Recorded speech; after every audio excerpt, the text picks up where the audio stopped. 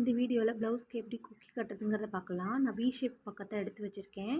நம்ம வந்து கொக்கி கட்ட வேண்டிய பக்கத்தை வி ஷேப் மேலே வச்சு எங்கெங்கெல்லாம் வி ஷேப் கொடுத்துருக்கோமோ அதுக்கு நேராக மார்க் பண்ணிக்கலாம். அப்போ தான் கொக்கி நேராக வச்சு நம்ம தைக்க முடியும். இல்லாட்டி அளவு மாறிடுச்சுன்னா மேலே கீழே போயிடும், கேப் வரும். அதுக்காக தான் இப்படி மார்க் பண்ணி நம்ம கொக்கி தைக்க போகிறோம். நான் ஆல்ரெடி 3 பீஸ் வந்து கொக்கி கட்டிட்டேன். இப்போ இன்னொரு பீஸ் வைக்கும்போது உங்களுக்கு எப்படின்னு காட்ட முடியும். கொக்கி வைக்கும் போதே ஒரு 1/4 இன்ச் அளவுக்கு கேப் விட்டு வைங்க. அப்போ தான் மாட்டும்போது உங்களுக்கு வந்து அந்த இழுத்துட்டு வர மாதிரி வராது. கொக்கி கேப் டிஸ்டன்ஸ் தெரியாது. ஃபஸ்ட்டு நூலை ஊசி விட்டு அந்த கேப்பில் எடுத்துகிட்டு செகண்ட் டைம் ஊசி விட்டு த்ரெட்டை வந்து சுற்றி விட்டுக்கிறேன். மறுபடியும் அதேமாதிரி பண்ணுறேன் பாருங்கள். இந்த மாதிரி ஒரு 3 டைம்ஸ் ஊசி விட்டு எடுத்ததுக்கப்புறம் மேலே கொக்கியோட தலைப்பக்கம் வந்து நான் ப்ளவுஸில் ஸ்டிச் போட்டு 2வது தடவை ஊசி விட்டு எடுக்கும்போது கொக்கியோட சென்டரில் நூல் வந்து மாட்டுற மாதிரி நான் உள்ளே விட்டு எடுத்துக்கிறேன். மறுபடியும் விடும்போது அந்த நூலை பிடிச்சிக்கிறேன் பாருங்கள். மறுபடியும் ஊசியை வந்து துணி பீஸில் தான் உள்ளே வச்சு நுழைக்கிறேன். நல்லா பாருங்கள், வீடியோ வேணால் திரும்ப போட்டு பாருங்கள். ஊசியே துணியில் விட்டு எடுக்கும்போது த்ரெட்டு வந்து அந்த கொக்கியோட சென்டரில் போகிற மாதிரி பார்த்துக்கோங்க.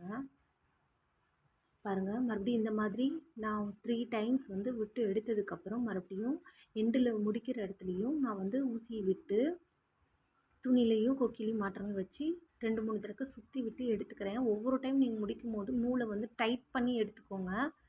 நான் அதுமாதிரி டைட் பண்ணிக்கிறேன்.